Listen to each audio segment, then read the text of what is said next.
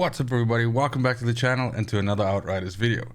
Today we're making a tier list of all the legendary sets in Outriders, so the 4 different sets for each one of the 4 different classes. And some of you might be wondering why we're only making a tier list now after the game has basically been out for 10 months already. And the point is literally that with the release of New Horizon, which is the most latest version of the game, the latest patch for the game, there were a few changes made to some of the sets, which of course kind of changed what I thought about those sets and also the usability of those sets. And so an old tier list would have looked different to this. So you can think about it this way, that this is the most updated version of a tier list for the legendary sets with all the latest patch changes included in it. And then secondly, I've just never made anything like this for the channel and for my Outriders supporters, so I definitely think that this is something that I'd like to get my opinion in on. I get asked about this quite often on my build videos, but also in streams. So we're going to have a look at that today. Now, if you find the video useful or you like it in any way, please do consider giving the video a like, maybe subbing to the channel, maybe even sharing the video with a buddy. It really does help the brand grow, and it just means a whole lot to me. But without any further ado, let's get to that list. Now, when it comes to judging these sets and how they fit into this tier list, it's very important that you understand the criteria that I use to consider it. I am not judging these sets based on the individual mods that are available on their different pieces and how they enable powerful builds. A good example of that would be something like the Torrential Set, which by itself is not a really good set at all, but its individual mods on its different pieces are actually quite powerful and quite useful for other sets in combination to produce very powerful builds. So therefore, this list basically concerns itself with the individual power level of the set based on its set bonus, and then what that set bonus enables you to build in terms of lethality when it comes to the builds that you can attach to it.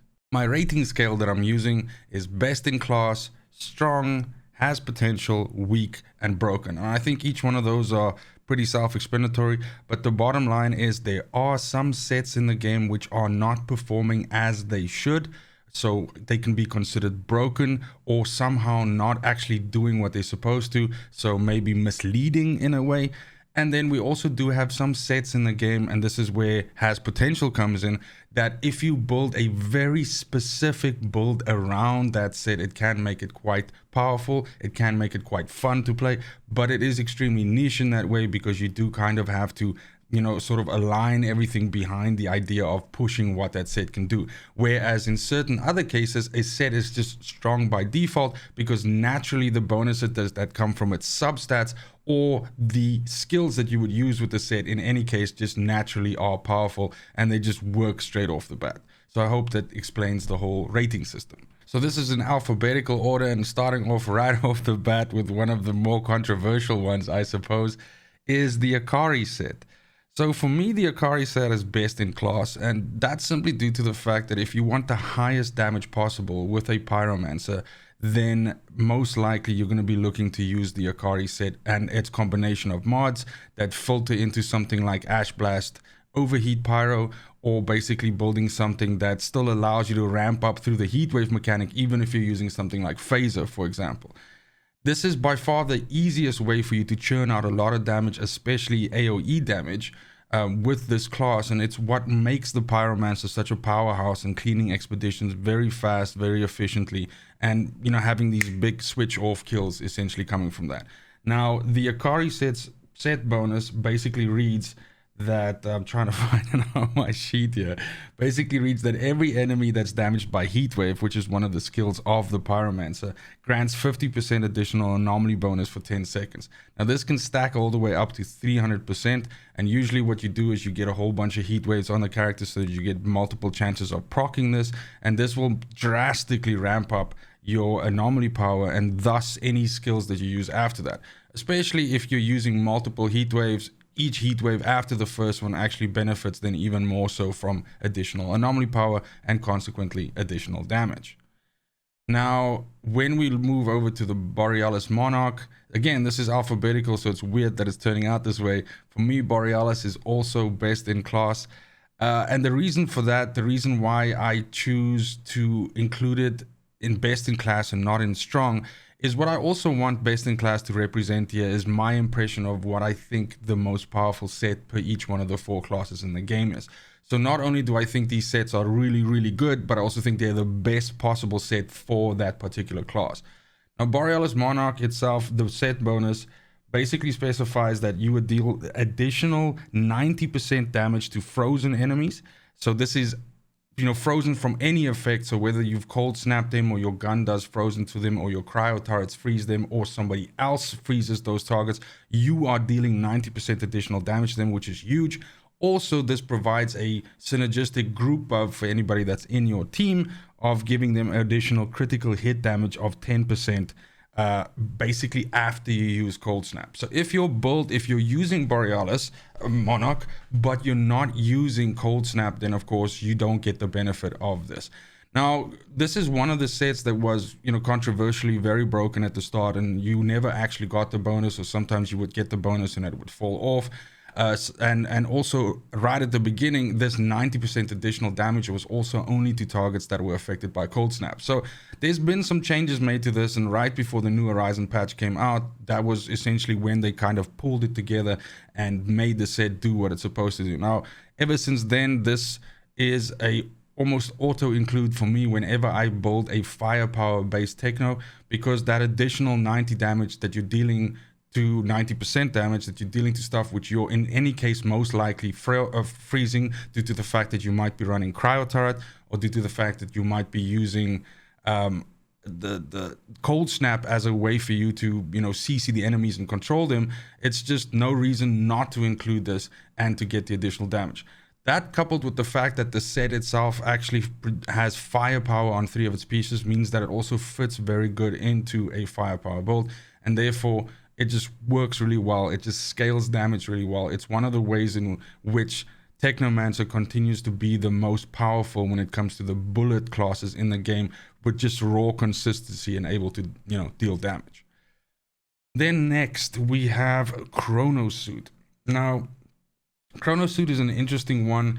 Chronosuit set bonus, of course, says that whenever you revert time, you replenish ammo from your clip. Now, there's a specific skill in the skill set, or the ability set, whatever you want to call it, of the trickster, that allows you to do this. And this is definitely a good way for you to essentially have an additional reload mechanic built into the class. The problem that I have with Chronosuit is when you are building a firepower trickster, there are better options available in terms of other sets and since you are able to reload your weapons in other ways, and both of those ways are actually superior to this reloading mechanic that we have here, and much easier controlled, if I can put it that way.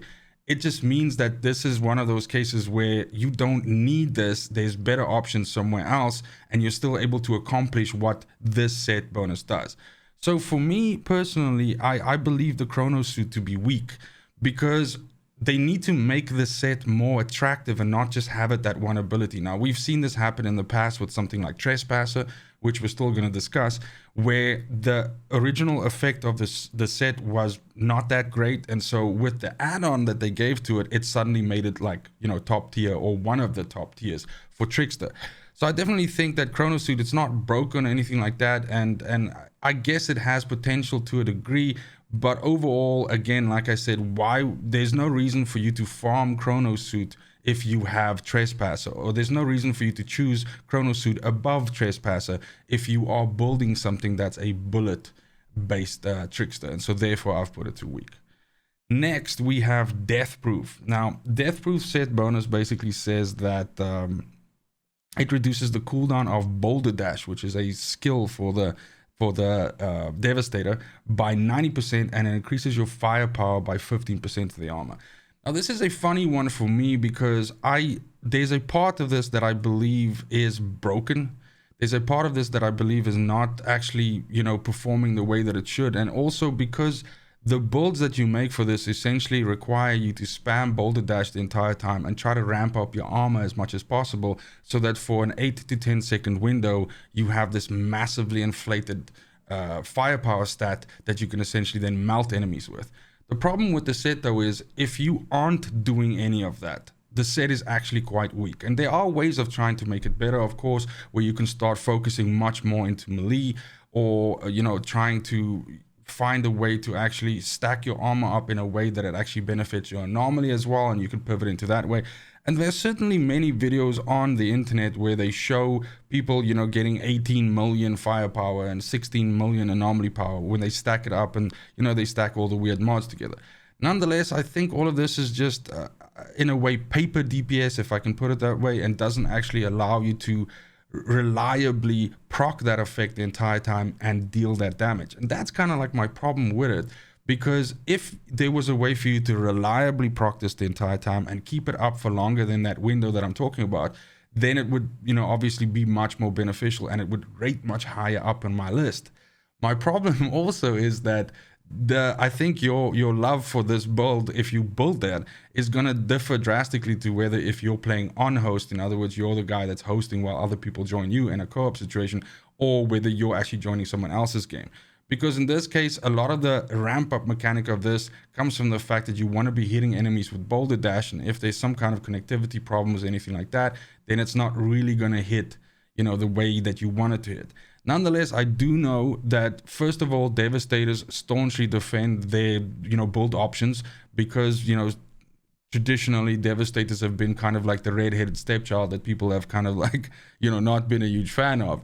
But I do understand that there are some people that actually believe that this is a great set and is something that has potential, and that's okay. For me personally, I have, by the way, this goes for any of these sets that I'm talking about. Of course, I can't be sitting here making a tier list for you guys if I haven't actually tried to make at least 1 or 2 builds with these sets, with all these sets. So for some of these sets, I've made upwards of 5, 7, 8, 9, 10 variations of builds, trying to make them as efficient as possible. And for some cases, some of these I've made 2 or 3 or 4 and then just realized, ugh, this is just not any good. So for me personally, Deathproof is not broken per se. I just find it to be weak, and the reason why I find it to be weak is because there's a very set circumstance of things that has to happen for you to get this, you know, increase in power. You have to play a very specific kind of way to get that, and then you only have this benefit for a short amount of time, and it also depends on expedition to expedition how easy it is for you to do, and then the rest of the time you're kind of like just a wet noodle. Next up, we have Edge of Time, which is of course a Trickster set. Now, Edge of Time set bonus says that it increases damage for Temporal Blade, which is one of the skills, of course, for a Trickster, as well as Cyclone Size, both of those by 100%. Now, if you are building an anomaly-based Trickster that focuses on Temporal Blade and getting double Temporal Blade strikes and, you know, essentially dealing your damage that way, this is a fantastic set, and it's one of the stronger ones for me with the Trickster. I really do like this playstyle where you can essentially hunt a prey behind someone, hit them with 2 temporal slices, and time rift a bunch of other enemies. And that's in fact a build that I have on my channel, and I really have a lot of fun playing like that. It really gives the Trickster this kind of like Space Ninja kind of vibe, and I think that a lot of the mods that you get on this set really complement this playstyle very well, and also that skill choice that I just highlighted. So this is an actual favorite of mine, and one of the ways that I enjoy playing Trickster, especially solo. This scales pretty well into co-op, but it plays really, really well in solo, especially due to the fact that Time Rift locks enemies down for as long as it does.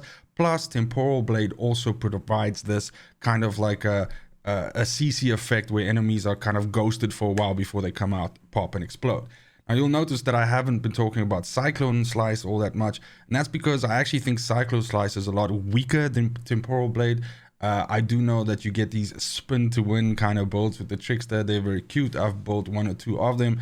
My issue is that Cyclone Slice, or in terms of scaling, Cyclone Slice does not scale nearly as well as Temporal Blade does when you go into like multiplayer situations. So while you can still probably do quite well with it when you play solo, someone running Temporal Blade instead of your Cyclone Slice in a co-op situation is going to be able to deal much more damage, and their damage is just going to scale a lot better against mobs with more health. So for me, Edge of Time, again, like I said, is actually quite strong. I do enjoy playing it. it's better than having potential, because it really can push out really good numbers, especially if you ramp up your anomaly power enough. And that just comes naturally to the build in any case, due to the fact that you have options in going middle tree and trickster, where you can leverage into things like resistance piercing, or you can go bottom tree, which gives you just a shitload of additional anomaly power and just ramps you up that way. Next, after that, we have Grim Inventor, which is a set for the Technomancer. Now, Grim Inventor is also, I suppose, slightly a controversial one. So Grim Inventor is, of course, the set that benefits weapons, or rather tools of destruction, which is the rocket launcher and the minigun for the Technomancer. And essentially what this does is it says that while you have tools of destruction, which is a skill active, and so whether you've chosen to opt with the rocket launcher or the minigun, it doesn't matter, both of these count, that when you have a confirmed hit with Pain Launcher, which is another skill of the Technomancer, which is the little rocket launcher that you put down that shoots the rockets across, then this will refill 20% of your ammunition for both your minigun and your RPG, again, depending on whichever one of those you chose. Now, this is one of the ways in which you can keep Tool of Destruction up as long as possible, and is especially powerful when it comes to something like the rocket launcher, which just shoots really powerful rockets, especially if you pivot into the anomaly side of the Technomancer, where you can get rockets shooting 700, 900k, 1.4 million per rocket as it hits. And so while there are even more other reloading mechanisms that you can use to do this, some other skills that you can leverage to do this, this is another way in which you can basically get your full mag of 8 or 11 rockets back, or your 300 or 400 rounds that you have in your minigun. The problem that I have with this build is that if you, this is one of those where it's like fun to play, and perhaps I should have added that as a category. But in any case, that it is what it is. So I definitely think this somehow lies between has potential and strong. My issue is that I think it has a lot more potential, like the RPG build. I think it has a lot more potential against monster maps than it has against human maps. And again, I think the minigun one is really good in situations where if you're going to get bounced around a lot, because once you have that minigun out, you cannot be knocked down, you cannot be knocked over, but you do move incredibly slow. Now, there is a bug at the moment in the game where you can use certain mods, and when you then activate the minigun in the right way, then, and I'm not going to explain how to do it, because I mean, I don't necessarily want to promote that in the game, then you can essentially have the minigun having a lot of these mods baked into, and then obviously dealing a shitload more damage. That's all cool and well, but I definitely think that's errant behavior, and that is not how it's supposed to actually work. So that's probably something that's going to get changed down the line. That being said, for me, Grim Inventor honestly would be something that I put as fun. I don't necessarily want to put it as strong, just due to the fact that, again, it requires a very specific playstyle. And because, like I said, it underperforms on certain expeditions where it's really good in others. So for me, I would definitely say that it has potential. Next, we get to a Devastator set called the Marshal Set. Now, this is generally the set that's thought of to be the debuff set for the Devastator, because its set bonus basically says Endless Mass, which is one of the skills for the Devastator, pulls enemies and causes up to 4 of them to share 40% of their anomaly damage and to share 30% of their weapon damage for 5 seconds. Now, this is pretty powerful because, generally speaking, Endless Mass is already pretty good at debuffing enemies and essentially pulling them all together. This is also a skill that traditionally was kind of broken and didn't work that well, and People Can Fly have put a lot of work into it to make the skill perform the way that it's supposed to, and therefore it's a lot more useful right now. But like I said, the Marshal set is kind of like thought of to be the debuff set, and so when you work Endless Mass into this, you put Leap into it so that, you know, you get the additional debuffing from Leap, and then you combine one other skill in there, whether that's a defensive skill, that, you know, Golem, that gets you to ramp up your AP even more, or maybe, you know, even something like Earthquake, and, you know, getting another way to essentially bleed everything that you pull together with Endless Mass. Nonetheless, I like this set, and it is something that I've built quite a few builds around. I am kind of obsessed, or I used to be kind of obsessed with building debuff classes, especially once New Horizon came out. A lot more people were playing the game in co-op because timers had gone away, so people didn't care so much about, you know, being able to finish something in a gold time, and so therefore it's easier to do that if you're just by yourself than it is to do it in a group. because the enemies are much more tough. And so, yeah, we just saw, at least in my community and, you know, also just in the game itself, that people were playing co-op a lot more. And it became evident that if you had a class in your group, whether you're playing duos or trios, that was, you know, debuffing the enemies or buffing your damage, then, you know, overall, you could build these sort of like synergistic builds, and it worked really well. And that's definitely where Marshal features for me. So I would say that, again, this is a tough one. It sits somewhere between has potential and strong. I do think it performs strongly though. Once you have the right mods for leap, once you have the right mods for endless mass, and it definitely allows you to severely augment the potential of your teammates and just get them to deal a whole lot more damage, especially if you look at things like using leap with despair, for instance, that just gets you to deal a whole lot more anomaly damage to stuff, you know. So if you're running with a pyromancer or something, they'll love you. Okay, then after that we have Lava Lich, which is a pyromancer set. So Lava Lich is kind of close to my heart due to the fact that its set bonus increases the damage of eruption by 40% and increases its cooldown by 30%. So the reason why I say it's close to my heart is because eruption is one of those, you know, skills on the pyromancer that I deeply love. But, you know, it's just not strong enough. And when you stack it up against things like Phaser, or against things like 3 heat waves, or Ash Blast Overheat, or even the reload meta from Volcanic rounds, then it just doesn't really compare. So my problem is that I feel that this is a little bit weak. The effect itself is a step in the right direction. I like the fact that it increases the damage of eruption. I also like the fact that it reduces the cooldown. I think the cooldown reduction that this provides, along with whatever you're stacking on your gear, is enough to get eruption down to a manageable cooldown. And the fact that you can get multiple erupts with the right mods as well is good. So I think that part of the equation here is fine. What isn't fine for me is that eruption is only getting 40% increase in damage. Also, the other problem is that I feel that eruption, the skill itself, should have some additional things to it, like for instance the burn that it puts on enemies, or, you know, anything like that. I think there's a lot that needs to be looked at there, because it is a powerhouse skill. It's supposed to be a nuke, and it kind of like underperforms when you stack it up right next to something like Phaser, which can hit for 10 million and just basically clock stuff. So for me, unfortunately, and it makes me sad, but I have to put Lava Lich in the weak category. And again, like I said, this is not to say the set is, and the set's not broken and it's not shit. And it somehow has a little bit of potential. But again, if you're standing next to someone that's just slapped together a Phaser build and they just, you know, use Acari or 5 purple pieces for that matter, they're still going to be able to do a lot more damage than you.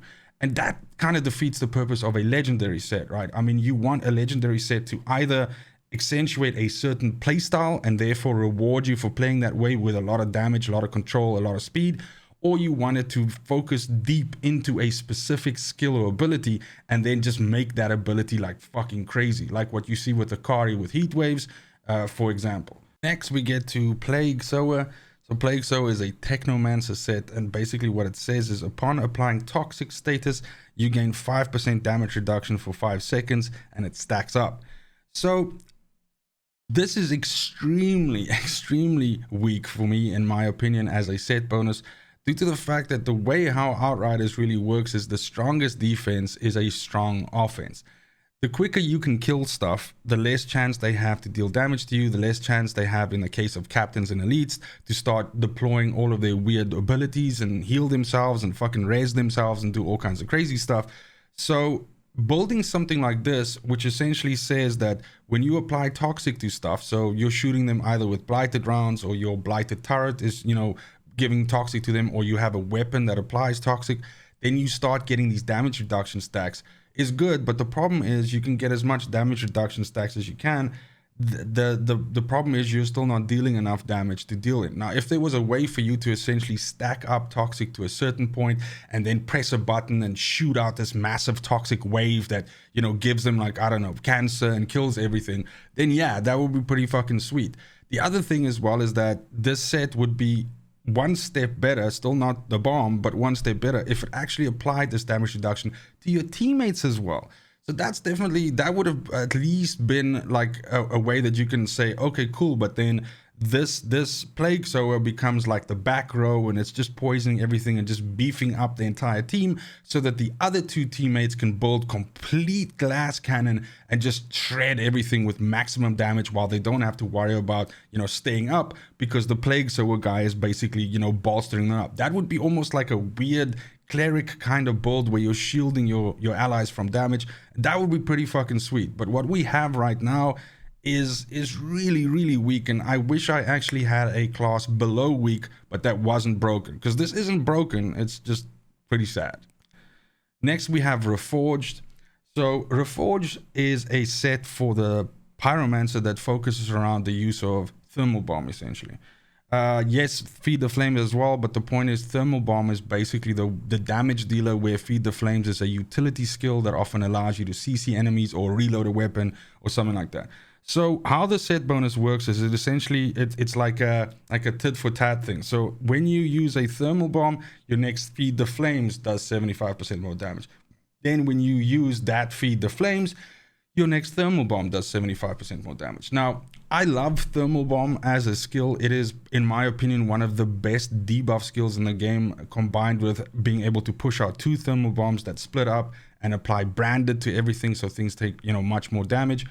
And I really, really like this. The issue that I have is you can build a better version of a Thermal Bomb build by just going into Acari again. And that is the sad thing. Does it mean that it's weak? No, not at all. Does it mean that there are better, stronger options? Yeah, Acari, for sure. So for me, this would, it's difficult for me to say what I would do with this set to change it, because of course, you can't just keep pushing more and more damage into it to try and leverage people off that, because that's just a dangerous arms race and doesn't make. I would prefer if there was a way that the Reforged Set play deeper into the interaction with Thermal Bomb. So perhaps what the Reforged Set could do is, if you have the set bonus from that, when a Thermal Bomb triggers, it actually passes that Thermal Bomb onto one other enemy. And then you can sort of cause this, you know, cascading explosion wave through enemies as you put Thermal Bomb. Now, in saying that, I realized that sounds fucking OP as hell. So maybe not, maybe mini Thermal Bombs that do like 50% less damage, or I don't know, something like that. But nonetheless, I do think that even on its own here, this is a set for the Pyromancer that not only has potential, but is relatively strong if you play it in a certain way. And so therefore, I would definitely have to go ahead and stick it into the strong category. Next, after that, we have Seismic Commander, which is the flagship for the Devastator, essentially. The Devastator features a lot of skills and a lot of its sort of push in its, you know, class tree and in its mods are to make enemies bleed. Its melee ability also makes enemies bleed, so it's kind of like focused into that.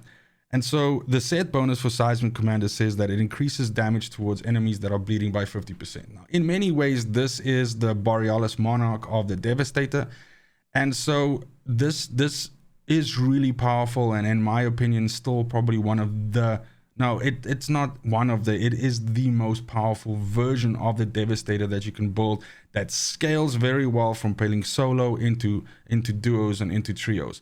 Especially combining the right skill set, in other words, using something like 3 Earthquakes and benefiting from the bleeds from that, getting yourself a ramp up mechanic through either Reflect Bullets or Golem, and then last but not least, giving yourself the ability to jump around the map with something like Leap, and then furthermore, maybe putting Despair into that as well, so that you get the additional benefit from that. So there's definitely some opportunities there for, you know, different ways of playing. For sure, you could also opt out not using Leap and maybe putting Endless Mass in and just getting the additional benefit there, or you can go something like Impale.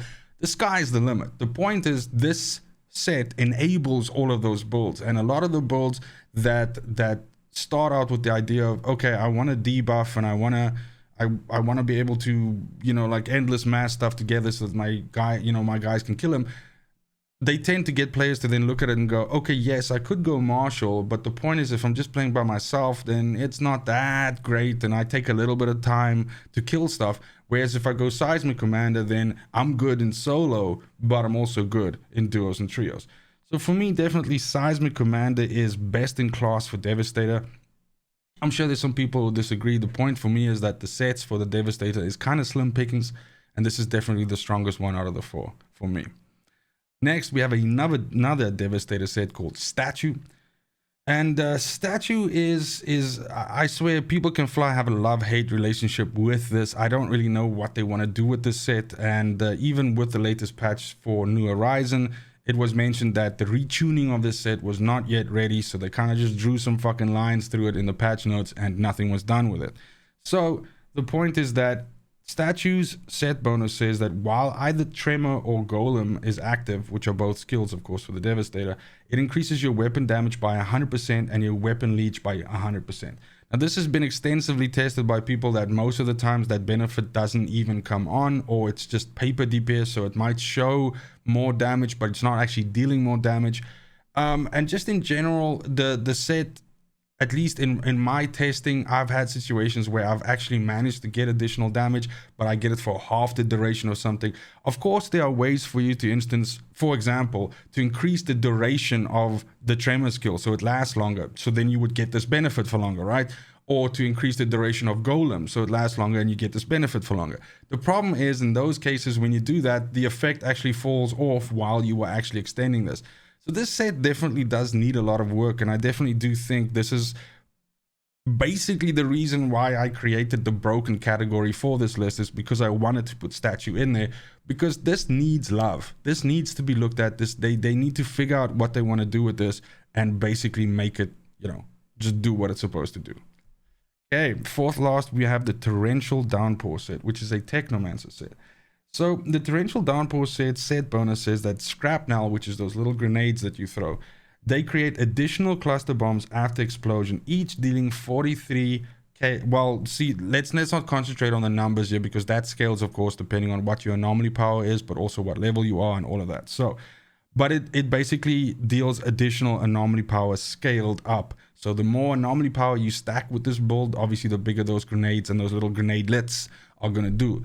Now, my issue with this is, if you've ever played with Scrapnel, you'll know that the skill itself it's good, but the problem, and you can give yourself multiples of these grenades, and you can get your cooldown reduction to such a point that you are able to throw just fucking oodles of these grenades out.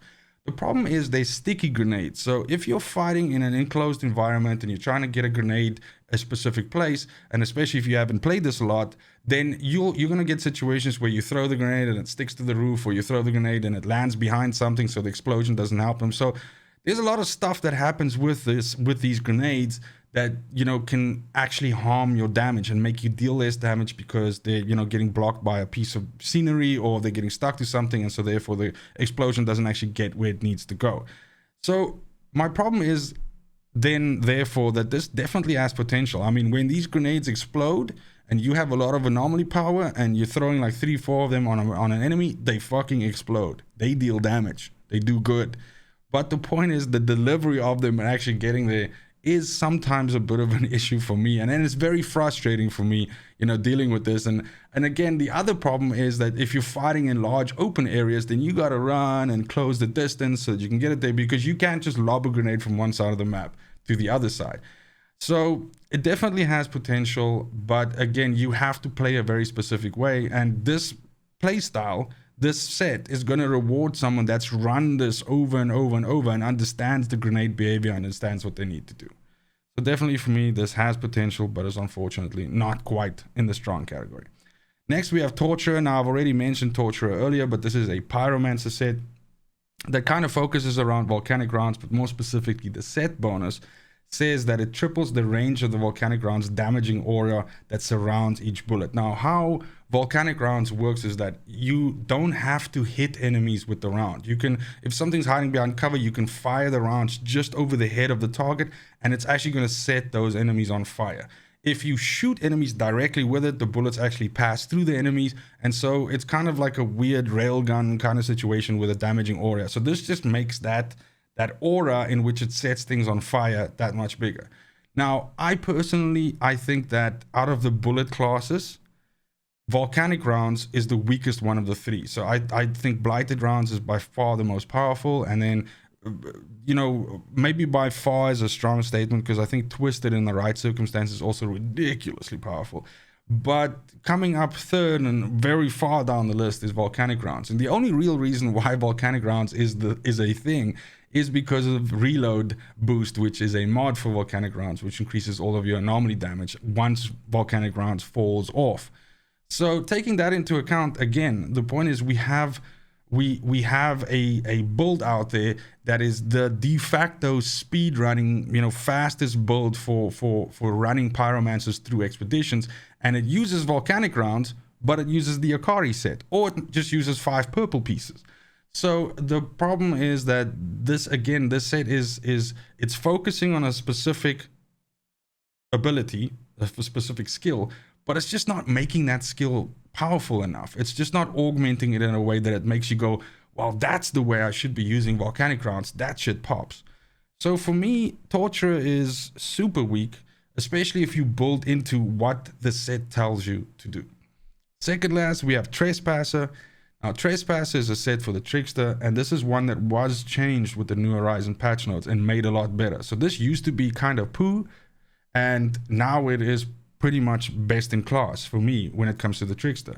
So what the set bonus says is that it increases damage by 6% for any enemy that's affected by a deception skill. So that means stuff that's, within a time stop, that's within a time rift. I don't think it's time trap, isn't it?